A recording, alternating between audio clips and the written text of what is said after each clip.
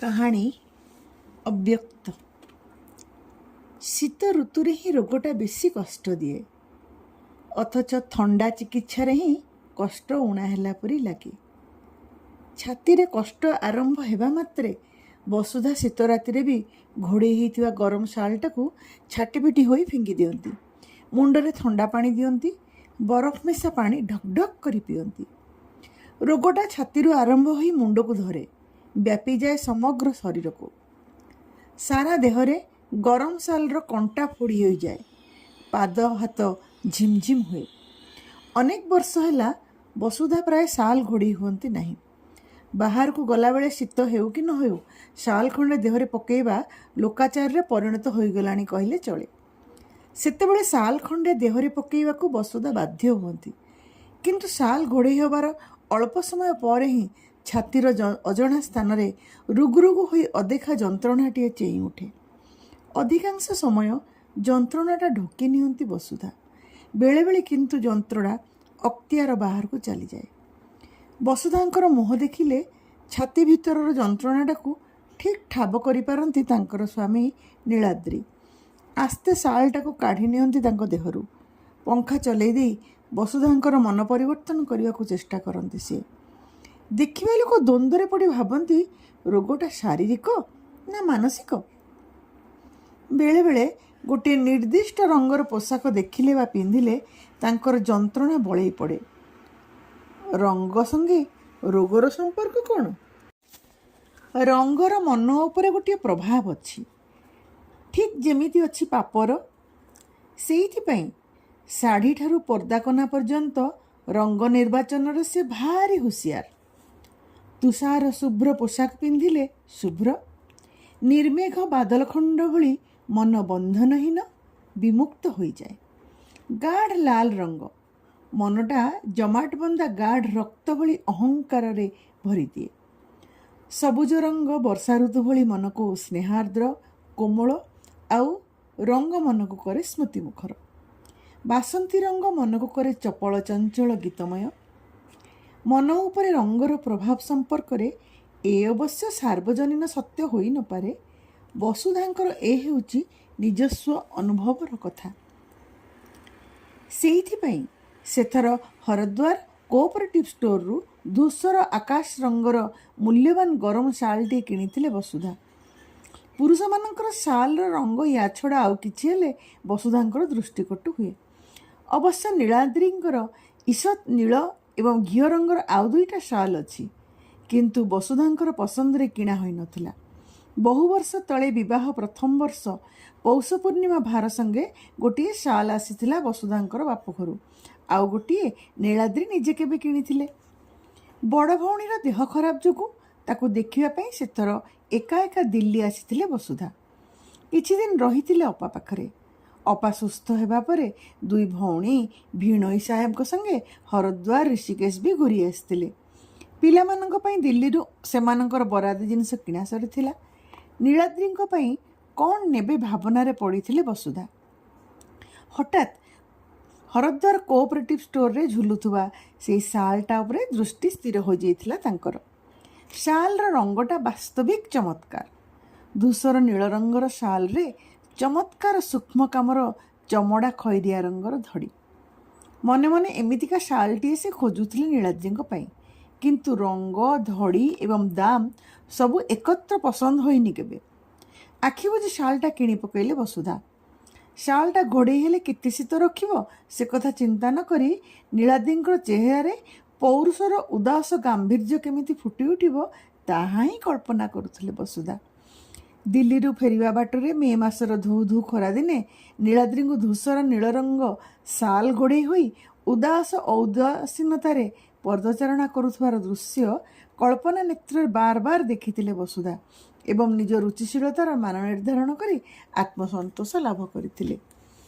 ଘରେ ପହଞ୍ଚିବା ମାତ୍ରେ ରୀତିମତ ଗୋଟିଏ ମନୋହରୀ ଦୋକାନ ଖୋଲି ଦେଇଥିଲେ ତାଙ୍କ ଫେରନ୍ତା ପଥକୁ ଉତ୍ସୁକ ହୋଇ ଚାହିଁ ବସିଥିବା ପିଲାମାନଙ୍କ ଆଗରେ।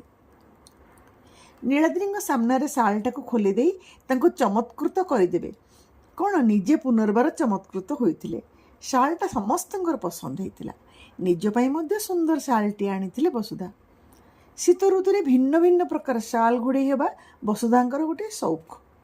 ନୀଳାଦ୍ରି କହନ୍ତି, ଶୀତରୁ ରକ୍ଷା ପାଇବା ପାଇଁ ଶାଲ୍ ଘୋଡ଼େଇ ହୁଅନ୍ତି, କିନ୍ତୁ ଆଜିକାଲି ଶୀତରୁ ରକ୍ଷା କରୁ ନ କରୁ ପ୍ରକାର ପ୍ରକାର ଶାଲ୍ ଘୋଡ଼େଇ ହେବା ଗୋଟିଏ ଫ୍ୟାସନ୍ରେ ପରିଣତ ହୋଇଗଲାଣି।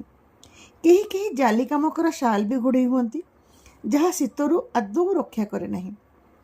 ବାପା ଗୋଟିଏ କଣ୍ଟିଆ ଚାଦର ସାରା ଜୀବନ ଘୋଡ଼େଇ ହେଉଥିଲେ, ଅଥଚ ଆଜିକାଲି ଆମର ଏହି ଗ୍ରୀଷ୍ମ ଦେଶରେ କେତେ ଯେ ଶୀତ ପୋଷାକ ଲୋକେ କରନ୍ତି। ବସୁଧା ହସି ଦେଇ କହିଲେ, ଧୁ ଧୁ ଖରାଦିନେ ବି ତ ଲୋକେ ଏଠି କୋଟ୍ ଟାଇ ପିନ୍ଧି ସାହେବ ପଣିଆ ଜାହିର କରନ୍ତି। ପିଲାମାନେ ନିଜ ନିଜ ଜିନିଷ ଦେଖୁଥାନ୍ତି। ମା ଆଣିଥିବା ପୋଷାକ ପିନ୍ଧି ପକାଇ ମାପ ଠିକ୍ ଅଛି କି ନା ପରୀକ୍ଷା କରୁଥାନ୍ତି ଏବଂ ମାଙ୍କ ରୁଚିକୁ ତାରିଫ କରୁଥାନ୍ତି। ବସୁଧା କହିଲେ, ଭାବିଥିଲି ଆଉ ଖଣ୍ଡେ 2 ଖଣ୍ଡ ଶାଲ୍ ନେଇ ଆସିବି, ପ୍ଲେନ୍ରେ ଆସିବି ବୋଲି କିଣିଲି ନାହିଁ। କଟକରେ ସେଇ ଶାଲ୍ 3 ଗୁଣ ଦାମ। 50 ଟଙ୍କାରେ ଶାଲ୍କୁ ଆଣି ଏଠି 150ରେ ବିକୁଛନ୍ତି। ନୀଳାଦ୍ରି କହିଲେ, କ'ଣ ଏଠି ଗୋଟେ ଦୋକାନ କରିଥାନ୍ତ ନା କ'ଣ? ମୋର ତ ଶାଲ୍ ଆଦୌ ଦରକାର ନଥିଲା। 2 ଖଣ୍ଡ ତ ଅଛି। ଶାଲ୍ ଯାହା ଘରେ ଦେହରେ ପକାଉଛି, ବାହାରକୁ ତ ଯାଉଛି ସ୍ୱେଟର କୋଟ୍ ସୁଟ୍ ପିନ୍ଧି। ତେବେ ଶାଲ୍ଟା ଚମତ୍କାର ହେଇଛି। ଆସନ୍ତା ଶୀତରେ ଏ ଶାଲ୍ଟା ଘୋଡ଼େଇ ହେଇ ବାହାରକୁ ଯିବି। ପ୍ରକୃତରେ ଅପୂର୍ବ। ଏତେବେଳେକେ ବସୁଧାଙ୍କର ଆଖି ପଡ଼ିଲା କୁଳମଣି ଉପରେ। ମଫସଲ ଗାଁର 14-15 ବର୍ଷର ପିଲାଟା 6 ମାସ ହେଲା କାମ କରିବା ପାଇଁ କଟକ ଆସି ତାଙ୍କରି ଘରେ ଅଛି। ପିଲାଟା ଯେମିତି ଗଧ ଭଳି ଗୋଟେ, ସେମିତି ଘୁଷୁରୀ ଭଳି ଯାହା ତାହା ଖାଇଦିଏ। ଖତଗଦା ଭଳି ଗାଳିମନ୍ଦ ବି ପାଟି ବୁଜି ସହେ। ଖାଇ ପିଇ 40 ଟଙ୍କା ଦରମା। ମନ୍ଦ କ'ଣ? ଏକା ଲୟରେ ଶାଲ୍ଟାକୁ ଚାହିଁ ରହିଛି କୁଳ। ଆଖିରେ ପଲକ ପଡ଼ୁନାହିଁ। ଛୋଟ ପିଲାମାନେ ଖେଳନା, କଣ୍ଢେଇ କିମ୍ବା ଲଡ଼ୁ ରସଗୋଲାକୁ ଯେମିତି ଚାହାନ୍ତି, ଠିକ୍ ସେମିତି ତାର ଲୋଭାତୁର ଚାହାଣି। ବସୁଧା କୋମଳ ସ୍ୱରରେ କହିଲେ, ତୋ ପାଇଁ କିଛି ଆଣିପାରିଲିନି ରେ କୁଳ। ବଡ଼ ସହରରେ କିଣାକିଣି କରିବା ନୂଆ ଲୋକଙ୍କ ପାଇଁ ଭାରି ଜଞ୍ଜାଳ। ଏଇଠୁ ତୋ ପାଇଁ ସାର୍ଟ ଖଣ୍ଡେ କିଣିଦେବି। ଶୀତଦିନ ଆସୁଛି, ପିନ୍ଧିବୁ। ମାଙ୍କର କୋମଳ ସହାନୁଭୂତିରେ କୁଳ ସାହସ ପାଇ କହିଲା, ମୋର ନହେଲା ନାହିଁ, ବାପା ପାଇଁ ଖଣ୍ଡେ ଘୋଡ଼ି ହେଲା ଚାଦର କିଣିଦେଲେ ଭଲ ହେବ। ଜାଡ଼ ଦିନେ ବଡ଼ି ଅନ୍ଧାରରୁ କାମକୁ ଗଲାବେଳେ ବାପା ହେମାଳରେ କେମ୍ପା ହେଇଯାଏ କହୁ କହୁ ବାଳକ କୁଳର କୋମଳ କଣ୍ଠସ୍ୱର ପରମ ସହାନୁଭୂତିରେ କମ୍ପି ଉଠୁଥିଲା। ଗମ୍ଭୀର ହୋଇଗଲେ ବସୁଧା। ମନେ ମନେ ଭାବିଲେ, ଟୋକାଟାର ଲୋଭକୁ ଦେଖ। ଘରେ ଖାଇବାକୁ ନାହିଁ, ଶାଲ୍ ଘୋଡ଼େଇ ହେବାକୁ ମନ। ତରତର ହୋଇ ଶାଲ୍ 2ଟା ଲୁଗା ଆଲମାରିରେ ରଖି ଦେଉ ଦେଉ ସେ କହିଲେ, ଆଗରୁ କହିଥିଲେ ଶସ୍ତାରେ ଦିଲ୍ଲୀରୁ ଆଣିଥାନ୍ତି। ଦେଖିବା, ଶୀତଦିନ ତ ଅଛି, ଏଇଠୁ ସୂତା ଚଦର ଖଣ୍ଡେ କିଣିଦେଲେ ହେବ। ସେଇ ଦାମରେ ସେଠୁ ଗରମ ଚଦର ଖଣ୍ଡେ ହେଇପାରିଥାନ୍ତା। କୁଳ କହିଲା, ଗାଁରେ ଆଜ୍ଞା ଭାରି ଜାଡ଼। ଭୋକରେ ଯେତିକି ବୁଢ଼ାବୁଢ଼ୀ ନ ମରନ୍ତି, ଜାଡ଼ରେ ସେତିକି ବୁଢ଼ାବୁଢ଼ୀ ଫି ବରଷ ଜାଡ଼ ଦିନେ ଉଠିଯାଆନ୍ତି। ବାପାକୁ ବୟସ ବି ହେଲାଣି। ହଉ ଯା କାମ କର। ବସୁଧା ଆଦେଶ ଏବଂ କୁଳ କଇଁଛ ଭଳି ଚଟ୍ କରି ବେକ ଲୁଚେଇ କାମ କରିବାକୁ ଚାଲିଗଲା। ବସୁଧା ତାଚ୍ଛଲ୍ୟ କରି କହିଲେ, ଏମାନଙ୍କୁ ଟିକିଏ ମୁହଁ ଦେଲେ ଏକା ଥରକେ ମୁଣ୍ଡରେ ଚଢ଼ିଯିବେ। ମୁଣ୍ଡ ଉପରେ ଚାଳ ନାହିଁ, ଦେହକୁ ଗରମ ଚାଦର ଦରକାର ହେଉଛି। କାହିଁ, ଆଜି ଯାଏଁ ତ ତା ବାପା ପାଇଁ ଚାଦର ଦରକାର ବୋଲି କହୁନଥିଲା। ନୀଳାଦ୍ରି କହିଲେ, ମୁଣ୍ଡରେ ଚଢ଼ିଲା ଆଉ କ'ଣ? ରୋଗ ଭୋକ ଭଳି ଶୀତ ବି କମ୍ ଶତ୍ରୁ ନୁହେଁ ଗରିବ ଲୋକଙ୍କର। ଶୀତରେ ପ୍ରତିବର୍ଷ କେତେ ଲୋକ ମରନ୍ତି ଭାରତବର୍ଷରେ, ଭାବିଲେ ଦୁଃଖ ହୁଏ। ବସୁଧାଙ୍କର ବି ଦୁଃଖ ହୁଏନି ନୁହେଁ, କିନ୍ତୁ ମେଞ୍ଚଡ଼ ପିଲାଟାର ଲୋଭ ଦେଖି ସେ ତାଜୁବ। ମନେ ମନେ ଭାବିଲେ, ଠିକ୍ ଅଛି, ନେପାଳୀମାନଙ୍କ ଠାରୁ ଆଉ ଉଲ୍ ଆଉ ସୂତା ମିଶା ଚାଦର ଖଣ୍ଡେ କିଣିଦେବେ କୁଳର ବାପା ପାଇଁ। ଟୋକାଟା 6 ମାସର ଦରମା ବି ଏଯାଏଁ ନେଇନି। ତା ଦରମାରୁ ଆସ୍ତେ ଆସ୍ତେ କାଟିଦେଲେ ତାକୁ ବି ବାଧିବନି। କିଛି ଦିନ ପରେ କୁଳ ଘରକୁ ବାହାରିଲା। ବସୁଧା ଦିଲ୍ଲୀରୁ ଫେରିଲେ 8 ଦିନ ପାଇଁ ତାକୁ ଗାଁକୁ ଛାଡ଼ିଦେବେ ବୋଲି ଆଗରୁ କଥା ଥିଲା। କୁଳ ମହା ଆନନ୍ଦରେ ଗାଁକୁ ବାହାରିଲା। ଗଲାବେଳେ 6 ମାସର ଦରମା ମାଗିବାରୁ ବସୁଧା କହିଲେ, ଏତେ ଟଙ୍କା ଏକାବେଳକେ କାହିଁ? 100 ଟଙ୍କା ନେଇଯା, ପରେ ତୁ ଫେରିଲେ ଆସିଲେ ବାବୁ ଦରମା ପାଇବା ପରେ ପରେ ବାକି ଟଙ୍କା ଡାକରେ ପଠାଇଦେବା। ସବୁତକ ଦରମା ଟଙ୍କା କୁଳକୁ ଗାଁକୁ ଯିବାବେଳେ ନ ଦେବା ପଛରେ ବସୁଧାଙ୍କର 2ଟି ଉଦ୍ଦେଶ୍ୟ ଥିଲା। ପ୍ରଥମ କଥା, ଟଙ୍କା ବାକି ରହିଲେ କୁଳ ନିଶ୍ଚୟ ଫେରିଆସିବ। ଦ୍ୱିତୀୟ କଥା, ଶୀତଦିନେ ଚଦର ଖଣ୍ଡେ କିଣିଲେ ସବୁ ତ ଟଙ୍କା ସେ ଦେବେ ନାହିଁ, କୁଳ ଦରମାରୁ ମଧ୍ୟ 10-25 ଟଙ୍କା ସେଥିରେ ମିଶାଇବେ। କୂଳ କିନ୍ତୁ ସବୁତକ ଟଙ୍କା ନେବା ପାଇଁ ବିନତି କଲା। ଖବର ଆସିଛି ଘରେ ଭାରି ଅଭାବ, ଚୁଲି ଜଳୁନି, ବରଂ କିଛି ଟଙ୍କା ଆଗୁଆ ଦେଲେ ଭଲ ହୁଅନ୍ତା। ବସୁଧା ବିରକ୍ତିରେ ପାଟି କରି ଉଠିଲେ, ଅଭାବ ଗୋଟିଏ ନୂଆ କଥାଟେ କ'ଣ ହେଲା? ତମମାନଙ୍କର ସବୁବେଳେ ଆଗୁଆ ଟଙ୍କା ଦରକାର। ଏଣେ ଆଗୁଆ ଟଙ୍କା ନେବୁ, ତେଣେ ବାପାର ଗରମ ଚାଦର କିଣା ହେବ। ତୁ ଦରମା ଏମିତି କେତେ ବୋଲି ଭାବିଛୁ କି? କୂଳ ଅତ୍ୟନ୍ତ ବିନମ୍ର ସହକାରେ କହିଲା, ଗରମ ଚାଦର ନହେଲା ନାହିଁ, ଆଗ ଖାଇ ପିଇ ବଞ୍ଚି ରହନ୍ତୁ। ବସୁଧା ଗରଗର ହୋଇ କହିଲେ, ସେ କଥା ନୁହେଁ ଯେ ତମମାନଙ୍କର ସବୁଥିକି ଲୋଭ। କୂଳର ନିବେଦନ ଯେତିକି ଯଥାର୍ଥ ଥିଲା, ବସୁଧାଙ୍କର ବିରକ୍ତି ସେତିକି ଯୁକ୍ତିଯୁକ୍ତ ଥିଲା। ବହୁ ଲୋକଙ୍କୁ ଆଗୁଆ ଦରମା, ଲୁଗା, ଚଦର, ଜାମାଜୋଡ଼ ଦେଇ ବାରମ୍ବାର ଠିକି ଆସିଛନ୍ତି ବସୁଧା। ସବୁ ନେବେ, ଗାଁକୁ ଯିବେ, ଆଉ ଫେରିବେନି। ବରଗଛରେ ଚେର ଭଳି ଅବିଶ୍ୱାସଟା ସହରରୁ ଗାଁ ପର୍ଯ୍ୟନ୍ତ ମାଡ଼ିଗଲାଣି। ଯିଏ ନେଲା ସେ ଆଉ ଫେରେଇବ ନାହିଁ। ଏକଥା ବସୁଧା ବାରମ୍ବାର ଅଙ୍ଗେ ଲିଭେଇଛନ୍ତି। ତଥାପି କୂଳର ନିବେଦନ ଅଗ୍ରାହ୍ୟ କରିହୁଏ ନାହିଁ। ଆଗୁଆ ଦରମା ନଦେଲେ ବି ସବୁତକ ଦରମା ଟଙ୍କା ଦେଇଦେବାକୁ ହେଲା। ଶୀଘ୍ର ଫେରିଆସିବା ପାଇଁ ବାରମ୍ବାର ତାଗିଦ କଲେ ବସୁଧା। କୂଳ ପ୍ରତିଶ୍ରୁତି ଦେଲା, ସପ୍ତାହକ ଭିତରେ ଫେରିଆସିବ। ଘରେ ଖାଇବାକୁ ନାହିଁ, ସେ କାହିଁକି 5 ଜଣଙ୍କ ଆହାରରେ ଭାଗ ବସେଇବ? ବରଂ ଏଠି ସେ ବେଶ ଆରାମରେ ଅଛି। ଗାଁରେ ଦିନକୁ 3 ବକତ ପେଟ ପୂରା ଖାଇବା ହେତୁ ହେବା ଦିନରୁ କେବେ ତା ଜୀବନରେ ଘଟି ନାହିଁ। କୂଳ ନିଶ୍ଚୟ ଫେରିଆସିବ, ଏ ବିଶ୍ୱାସ ବସୁଧାଙ୍କର ହେଉଥାଏ। ଗାଁରେ ଏପରି ଦିବ୍ୟ ଭୋଜନ ପାଇବ କେଉଁଠୁ? ଟୋକାଟା ଏତେ ଖାଦ୍ୟଲୋଭୀ ଯେ ଯେତେ ପେଟ ପୂରା ଖାଇଥାଉ ପଛକେ ବାସନ ମାଞ୍ଜୁ ମାଞ୍ଜୁ ପିଲାଙ୍କ ଅଇଁଠା ବାସନରୁ ଆଳୁ ଖଣ୍ଡେ, ପରିବା ଖଣ୍ଡେ, ମୁଠାଏ ଭାତ, ତରକାରୀ ଫୁଣ୍ଟାଏ ସବୁ ଏକାଠି କରି ଗୁଣ୍ଡା ବଳି ପାଟିରେ ପକାଇଦେବ। ବସୁଧା ପଚାରନ୍ତି, କିରେ ପେଟ ପୁରିନି ଯଦି ଆଉ ମୁଠାଏ ଭାତ ମାଗିଲୁନି? କୂଳ ନିର୍ବିକାର ହୋଇ କହିବ, ନାଇଁ ମୋ ମା, ଭାତ ତରକାରୀ ଫୋପାଡ଼ି ଦେଲେ ମୋ ଦେହ ସହେନି। ଗାଁରେ ପିଲାଏ ଏତିକି ପାଆନ୍ତି ନାହିଁ। ଖଣ୍ଡେ ଆଳୁ ହେଲେ ମୋ ଭଉଣୀ କଂସାଏ ପଖାଳ ଠୁଙ୍କିଦେବ। ବସୁଧା ନରମ ହୋଇଯାଇ କହନ୍ତି, ଗାଁକୁ ଗଲାବେଳେ ଛତ୍ର ବଜାରରୁ ଆଳୁ 2-4 କିଲୋ ନେଇଯିବୁ ଭଉଣୀ ପାଇଁ। କୂଳ ଫେରିବ, ଏ ବିଶ୍ୱାସରେ ସପ୍ତାହେ, 2 ସପ୍ତାହ, ମାସେ, 2 ମାସ ଗତ ହୋଇଗଲା, କିନ୍ତୁ କୂଳ ଫେରିଲା ନାହିଁ। କ'ଣ ହେଲା? କାହିଁକି ଫେରିଲା ନାହିଁ? ବ୍ୟସ୍ତ ହେଲେ ବସୁଧା। କୂଳ ପାଇଁ ନୁହେଁ, ନିଜ ପାଇଁ ବ୍ୟସ୍ତତାର ସୀମା ନାହିଁ। କୂଳ ଘରର ଯାବତୀୟ କାମ ଉଠେଇ ନେଉଥିଲା। ଏବେ ଘର ଚଳିବ କେମିତି? ନୀଳାଦ୍ରି ବାବୁଙ୍କ ଅଫିସରେ କାମ କରୁଥିବା ସୁଧୀର ବାବୁ କୂଳମଣିକୁ ଗାଁରୁ ଆଣି ରଖେଇ ଦେଇଥିଲେ।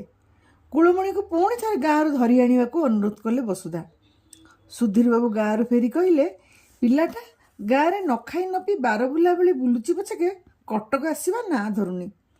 ଚେହେରା କେଇଟା ଦିନରେ କଣ୍ଟା ହେଇଗଲାଣି, ଅଥଚ ଟୋକାଟାକ ଭାତ ଗନ୍ଧ ହେଉଛି। ଠିକ୍ ଅଛି, ଆପଣ ବ୍ୟସ୍ତ ହୁଅନ୍ତୁନି, ଅନ୍ୟ ଗୋଟିଏ ପିଲା ଦେଖିବା। ବସୁଧା ଆଶ୍ଚର୍ଯ୍ୟ ହୋଇ ଭାବୁଥିଲେ, କୂଳମଣି ନ ଆସିବାର କାରଣ କ'ଣ?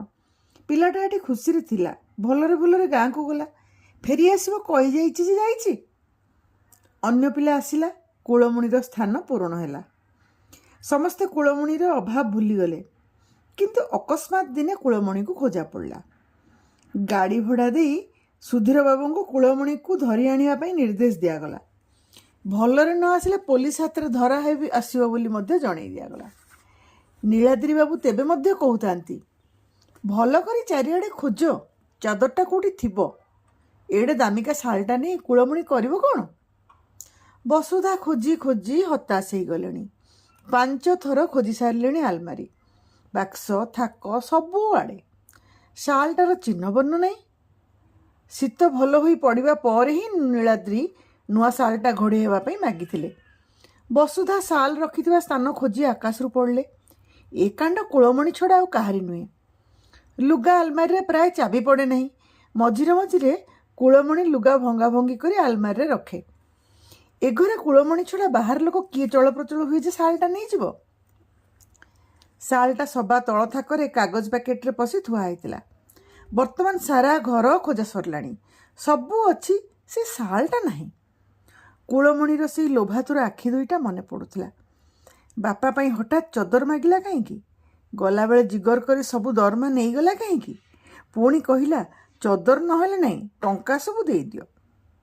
ସର୍ବଶେଷରେ କିଛି କଥା ନଥାଇ ଭୋକରେ ସଢ଼ୁଛି ପଛକେ ଗାଁରୁ ଆଉ ଫେରିଲା ନାହିଁ କାହିଁକି? କୁଳମଣି ବିପକ୍ଷରେ ଅକାଟ୍ୟ ଯୁକ୍ତି, କିନ୍ତୁ ପ୍ରମାଣ କ'ଣ ସେ ଶାଲ୍ଟା ନେଇଛି ବୋଲି? ବସୁଧାଙ୍କର ଏକା ଜିଦ୍, ନିଶ୍ଚୟ ଶାଲ୍ଟା କୁଳମଣି ବାପା ଘୋଡ଼େଇ ହେଉଥିବ, ସେଇ ତ ପ୍ରମାଣ। ସୁଧୀର ବାବୁ ନିରାଶ ହୋଇ ଫେରିଆସିଲେ। କୁଳମଣି ଏକା ଜିଦ୍ କରି କହିଲା ଚଦର ନେଇନି ବୋଲି। ତା ବାପା ବି ମନା କଲା। ଠାକୁରାଣୀଙ୍କ ଧଣ୍ଡା ଛୁଇଁ ହଲଫ ବି କଲେ। ବସୁଧା କହିଲା, ପୁଅଟା ତ ଚୋର, ବାପଟା ଆହୁରି ବଦମାସ। ଏଡ଼ିଏ ସାହସ! 400 ଟଙ୍କାର ଶାଲ୍ ଘୋଡ଼େଇ ହେବାକୁ ବି ସଉକ। ଟଙ୍କା 400 ଚୋରେଇ ନେଇଥିଲେ ବସୁଧା ସହି ଯାଇଥାନ୍ତେ, କିନ୍ତୁ ଏତେ ଯତ୍ନରେ ଏତେ ମମତା ଦେଇ ସ୍ୱାମୀଙ୍କ ପାଇଁ ଶାଲ୍ଟା ଆଣିଥିଲେ, ଏତେ ବାଟରୁ ତାକୁ ଘୋଡ଼େଇ ହେବ କୁଳମଣିର ସେ ମୂଲିଆ ମଜଦୁରିଆ ମାଗନ୍ତା ବାପା? ନା, ୟାକୁ ବରଦାସ୍ତ କରାଯାଇପାରେ ନା। ଏମାନଙ୍କୁ ଉଚିତ ଶିକ୍ଷା ଦେବା ଆବଶ୍ୟକ। ବସୁଧା ନିଜେ ଗାଡ଼ିରେ କୁଳମଣି ଗାଁକୁ ବାହାରିଲେ। ସାଙ୍ଗରେ ପିଉସ ପୁଅ ଭାଇ ପୁଲିସ ଇନ୍ସପେକ୍ଟର ରଣଜିତ। ନୀଳାଦ୍ରି କହିଲେ, 400 ଟଙ୍କାର ଚଦର ତ ଗଲା, ତା ସାଙ୍ଗେ 100 ଟଙ୍କାର ତେଲ ବି ଗାଡ଼ିରେ ପୋଡ଼ିଆ ସାର ହେବ। ଯଦି ଚଦର ନେଇଥାଏ ତେବେ ବ୍ୟବହାର କରିସାରିଥିବ। ସେ ଚଦର ଫେରାଇ ଆଣିଲେ କ'ଣ କରିବ? ବରଂ ଘୋଡ଼େଇ ହେଉ ଗରିବ ଲୋକଟା, ଧର୍ମ ହେବ ତମର। ବସୁଧା କହିଲେ, ମୋର ବିଶ୍ୱାସ ଏତେ ସୁନ୍ଦର ଶାଲ୍ଟାକୁ ଘୋଡ଼େଇ ହେବାକୁ ସାହସ କରିନଥିବ, ସାଇତି ରଖିଥିବ ନିଶ୍ଚୟ। ବରଂ 100-200 ଟଙ୍କାର ଲୋଭ ଦେଖାଇ ଶାଲ୍ଟା ତାଠୁ ମାଗି ଆଣିବି। ଏତେ ସୁନ୍ଦର ଶାଲ୍ଟା ମୁଁ ଭୁଲି ପାରୁନି। କୁଳମଣିର ସେଇ ଏକା ଜିଦ୍, ତା ବାପା ଏକା ଜିଦ୍, ଚଦର କୁଳମଣି ନେଇନାହିଁ। ଯେତେ ପ୍ରଲୋଭନ ଦେଖାଇଲେ ବି ସେମାନେ ମାନିବାକୁ ନାରାଜ। ଶେଷରେ ପୋଲିସ ପୋଷାକରେ ଗାଡ଼ିରେ ଓହ୍ଲେଇଲେ ରଣଜିତ ବାବୁ। କହିଲେ, ଭଲରେ ଭଲରେ ମାନିଯା, ନହେଲେ ବାପ ପୁଅ ଦିଏ ଗାଡ଼ିରେ ବସ, ଥାନାରେ ବଳେ ମାନିଯିବ ଯେ। ମଫସଲ ଗାଁର ମଜୁରିଆ ହେଲେ ବି ସହର ଥାନାରେ ଚୋରଙ୍କ ଠାରୁ କିପରି କଥା ଆଦାୟ କରାଯାଏ ତା କୁଳମଣି ବାପାକୁ ଅଛପା ନାହିଁ। ମାଡ଼ ଖାଇ ନହୁନୁହାଣ ହୋଇ ମନିବା ଅପେକ୍ଷା ସିଧା ସିଧା ମାନିଯିବା ଭଲ। କଥାଟା ମାନିଗଲେ କ'ଣ ମୁଣ୍ଡ କାଟ ହେଇଯାଉଛି? ପିଲାଟା ମାଡ଼ରୁ ବଞ୍ଚିଯିବ ତ? ହାତ ଯୋଡ଼ି ବୁଢ଼ା କହିଲା, ଆଜ୍ଞା, ପିଲା ଲୋକ ଲୋଭରେ ପଡ଼ି ନେଇ ଆସିଥିଲା, ଯାହା ଦଣ୍ଡ ଦେବେ ମୋତେ ଦିଅନ୍ତୁ, ତାର ଆଜ୍ଞା ବାଳତ ବୁଦ୍ଧି ଯାଇନି। ରଣଜିତ ସହଜ ସଫଳତାରେ ଉତ୍ସାହିତ ହୋଇ କହିଲେ, ଚଦର ଫେରେଇ ଦେ, ଦଣ୍ଡରୁ ତ୍ରାହି ପାଇଯିବୁ। ବରଂ ମା 50 ଟଙ୍କା ଦେବେ, ତୁ ଚଦର କିଣି ଘୋଡ଼େଇ ହେବୁ। ବୁଢ଼ା କାନ୍ଦୁଣି ମାନ୍ଦୁଣି ହେଇ କହିଲା, ଆଜ୍ଞା, ସେ ଚଦର ମୁଁ ଘରେ ରଖିକି କ'ଣ କରିବି? ବିକି ଦେଇଛି। କାହାକୁ ବିକିଛୁ କହ, ମୁଁ ତାଠୁ ଆଦାୟ କରିଦେବି। ଗାଁ ଲୋକେ ମୁହଁ ଚାହାଁ ଚାହିଁ ହେଲେ। ଏ ଲୋକଟା ପାଇଁ ସାରା ଗାଁଟା ଆଜି ଚୋର ହେବ। ଗାଁ ଲୋକେ ରକ୍ତ ଚାଉଳ ଚୋବେଇଲେଣି। ବୁଢ଼ା ହାତ ଯୋଡ଼ି କହିଲା, ଆମ ଗାଁ ଲୋକେ ଚୋରି ମାଲ କିଣିବେନି ଆଜ୍ଞା। ଗରିବ ସିନା ସାନ ଗାଁଟିଏ ହେଲେ ବି ଖାଲି ମୋରି ବାଳତ ପୁଅକୁ ଛାଡ଼ି ସମସ୍ତେ ସାଧୁ ସଚୋଟ ଖଟନ୍ତି ଖାଆନ୍ତି। ତେଣୁ ମୁଁ ଆର ଗାଁ ହାଟପାଳିରେ ଜଣେ ଅଚିହ୍ନା ସହରୀ ବାବୁଙ୍କୁ ଚଦରଟା ବିକି ଦେଇ 150 ଟଙ୍କା ଆଣିଥିଲି। ଟଙ୍କା ଖର୍ଚ୍ଚ ହୋଇଯାଇଛି। ବୁଢ଼ା କାନ୍ଦି ପକାଇଲା। ରଣଜିତ ଧରିଥିବା ପୁଲିସ ବାଡ଼ିରେ ବୁଢ଼ାକୁ 2 ପାହାର ପକାଇ କହିଲେ, ସେ ଶାଲ୍ର ଦାମ 1000 ଟଙ୍କା, ଅତି କମ୍ରେ 500 ଟଙ୍କା ପକ୍କା, ନହେଲେ 5 ବର୍ଷ ଘଣା ପେଲିବୁ। ବସୁଧା ଗମ୍ଭୀର ଭାବେ ଗାଡ଼ିରେ ବସି କହିଲେ, 500 ଟଙ୍କା ତାର 5 ଜନ୍ମରେ ବି କି ସୁଝିବ ଭଲା? ଯେଉଁ 150 ଟଙ୍କାରେ ବିକିଛି ସେତିକି ଦେଇଦେଲେ ଗାଡ଼ିର ତେଲ ଖର୍ଚ୍ଚଟା ଅନ୍ତତଃ ଉଠିଗଲା ବୋଲି ଜାଣିବି। ଘରେ ଯାହାର 3 ଦିନରେ ଚୁଲି ଜଳେ ନାହିଁ, ମୂଲ ଲାଗିଲେ ଭାତ ରନ୍ଧା ହୁଏ, ସେ 150 ଟଙ୍କା ବି ଆଣିବ କେଉଁଠୁ? ଗାଁର ମୁଖିଆ ଗାଁର ସମ୍ମାନ ରକ୍ଷା ଦୃଷ୍ଟିରୁ ଲୋକଟା ପାଇଁ 150 ଟଙ୍କା ଦେଇଦେଲେ। ମଜୁରୀ ଲାଗି ଟଙ୍କା ସୁଝିବ ବୋଲି ବୁଢ଼ା ବାରମ୍ବାର ପ୍ରତିଜ୍ଞା କରୁଥାଏ। କୁଳମଣି ତେବେ ବି କହୁଥାଏ, ମୁଁ ଚୋରି କରିନି, ବାପାଟା ମିଛୁଆ। ପିଲାଟାର ମୁହଁ ଟାଣ ଦେଖି ଗାଁ ଲୋକେ ତାଜୁବ। ଏ ବଡ଼ ଦିନକୁ ଡକାୟତ ହେଇ ବାହାରିବ। ଏମିତିଆ ପିଲାଟି ଗାଁରେ ରହିଲେ ଗାଁ ସାରା ପିଲା ଡକାୟତ ହେଇଯିବେ। କୁଳମଣି ପୁଣି ଥରେ ପାଟି ଖୋଲିବାରୁ ରଣଜିତ ପୁଲିସ ବାଡ଼ିରେ 2 ପାହାର ଦେଲେ। ଗାଁ ଲୋକେ ହାତ ଯୋଡ଼ି କହିଲେ, ଆପଣ କାହିଁକି ଚୁଚୁନ୍ଦ୍ରାଟାକୁ ମାରୁଛନ୍ତି ଆଜ୍ଞା? ହାତ ଗନ୍ଧେଇବ, ତା କଥା ଆମେ ବୁଝିବୁ, ଆପଣ ଫେରିଯାଆନ୍ତୁ। ଚୋର ଟୋକାଟା ଯୋଗୁଁ ମାଆଙ୍କ ଭଳି ମଣିଷ କଚା ରାସ୍ତାରେ ଉଠି ପଡ଼ି ଗାଁକୁ ଆସିଲେ। ଗାଁ ଲୋକଙ୍କୁ ଧନ୍ୟବାଦ ଜଣାଇ ଫେରି ଆସିଲେ ବସୁଧା। ଶାଲ୍ଟା ନ ମିଳୁ ପଛକେ କଥାଟା ଯେ ସ୍ୱୀକାର କଲା ବୁଢ଼ା, ସେତିକି ତାଙ୍କର ଆତ୍ମସନ୍ତୋଷ। ଆସିବା ବେଳେ ମଧ୍ୟ ନୀଳାଦ୍ରି କହୁଥିଲେ, କୁଳମଣି ପିଲାଟା ଏତେ ସାହସ କରିବ ନାହିଁ। ବୁଝନ୍ତୁ ଏଥରକ ପିଲାଟା କି ଶଇତାନ। ଖରାଦିନର ଦୀର୍ଘ ଛୁଟି, ପିଲାମାନଙ୍କର ସ୍କୁଲ ବନ୍ଦ, ହାତରେ ସମୟ ମିଳେ, ଘଣ୍ଟା କଣ୍ଟା ଦେଖି କାମ କରିବାକୁ ହୁଏ ନାହିଁ। ଆଲମିରା ଥାକ ଇତ୍ୟାଦି ଭଲ କରି ସଫା କରୁଥିଲେ ବସୁଧା। ଲୁଗା ଆଲମାରୀ ତଳ ଥାକରେ ଟାଇପ୍ ରାଇଟରଟା ଖୋଳ ଭିତରେ ପଶି ଥୁଆ ହୋଇଥାଏ। ବଡ଼ ପୁଅ ଦରକାର ବେଳେ କାଢ଼େ, କାମ ସାରି ପୁଣି ରଖିଦିଏ। ଥାକଟା ବଡ଼ ମଇଳା ହେଇଛି। ଖବରକାଗଜ ଗୁଡ଼ା ଲୋଚାକୋଚା ହେଇଗଲାଣି। ଟାଇପ୍ ରାଇଟର ଉଠା ପକାରେ। ଥାକଟା ସଜାଡ଼ି ସଫା ଖବରକାଗଜ ବିଛେଇ ଦେବେ ବୋଲି ଟାଇପ୍ ରାଇଟରଟା ଉଠେଇ ଆଣି ଖଟ ଉପରେ ରଖିଲେ ବସୁଧା। ତାପରେ ଚମକି ପଡ଼ିଲେ ସାପ ଦେଖିବା ପରି। ଟାଇପ୍ ରାଇଟର ତଳେ କାଗଜ ଖୋଳରେ ପଶି ଋଷିକେଶ କୋଅପରେଟିଭ୍ ଷ୍ଟୋରର ସେ ଅପୂର୍ବ ଅଦ୍ଭୁତପୂର୍ବ ଶାଲଟି ଅକ୍ଷତ ହୋଇ ଥୁଆ ହୋଇଛି। ଟାଇପ୍ ରାଇଟର ଉପରେ ଶାଲଟା ଥୁଆ ହୋଇଥିଲା। ପୁଅ ଶାଲଟାକୁ ଥାକରେ ରଖି ଟାଇପ୍ ରାଇଟର ଆଣିଛି। ଥୋଇଲା ବେଳେ ସେଇ ଥାକ 10 ଥର ଅଣ୍ଡାଳିଛନ୍ତି।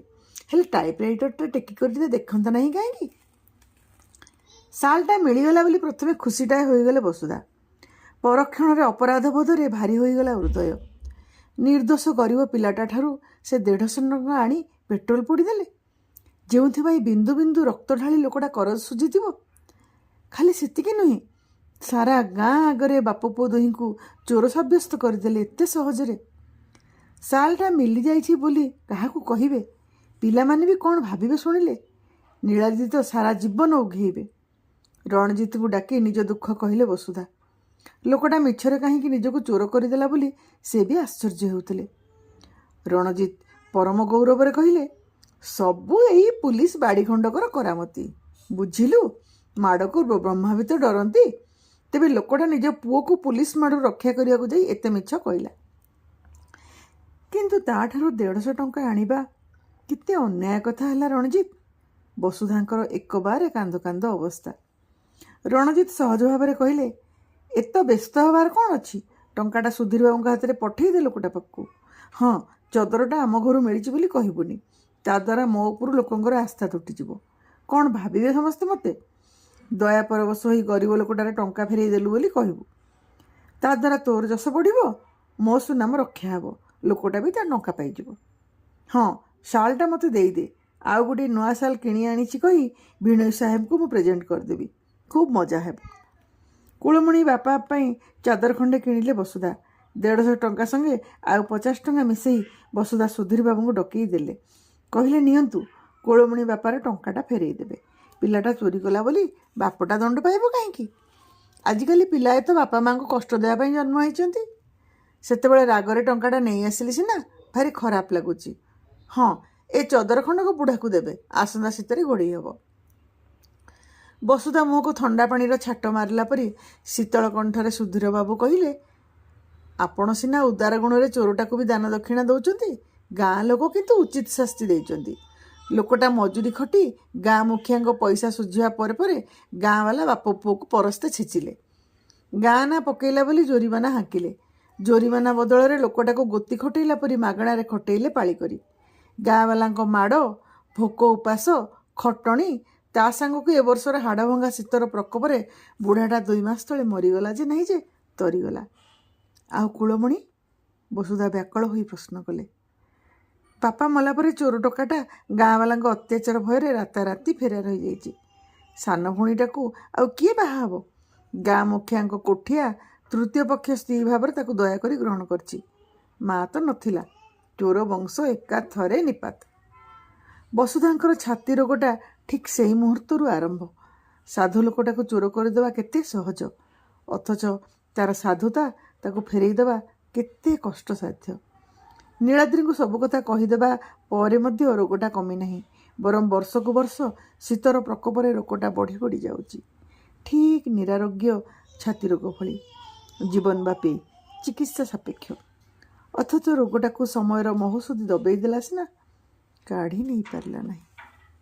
ଧନ୍ୟବାଦ। ମୋ ସହ ଯୋଡ଼ି ହେଇ ରୁହନ୍ତୁ। ମୋ ଚ୍ୟାନେଲକୁ ଲାଇକ୍, ସେୟାର, ସବସ୍କ୍ରାଇବ୍ କରନ୍ତୁ।